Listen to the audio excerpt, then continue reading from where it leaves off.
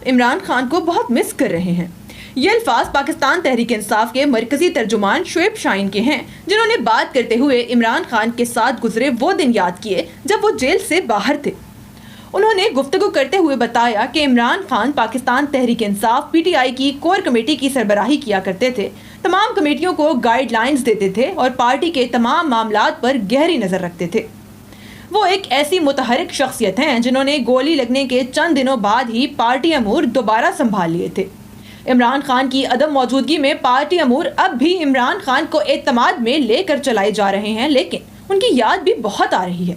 साबिक वज़ीर-ए-आज़म और PTI चेयरमैन इमरान खान को पाबंदे सलासल हुए 100 दिन मुकम्मल हो गए हैं। रवां बरस 5 अगस्त को अदालत ने इन्हें तोशाखाना के तवाय फरोख्त करने के जुर्म में गिरफ्तार करने का हुक्म दिया था।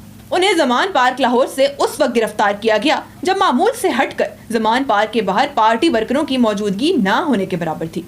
अदालती फैसले के मुताबिक इमरान खान को 3 बरस कैद की सज़ा सुनाई गई। उस सज़ा की पादाश में इन्हें पहले अटक जेल में रखा गया, तहम बाद में रावलपिंडी की अडियाला जेल में मुंतकिल कर दिया गया था। इन 100 दिनों में उनके वकला और पार्टी रहनुमा जेल में उनसे मुलाकातें करते रहे हैं। इमरान खान को जून 2022 में पार्टी का दोबारा चेयरमैन मुंतखब होने के बाद मुसलसल मुश्किलात का सामना रहा। इनके जेल जाने के बाद उनके साथी इन्हें छोड़ गए और पार्टी के बहुत से सीनियर रहनुमा दीगर सियासी जमातों में शामिल हो गए या उन्होंने नई जमात बना ली।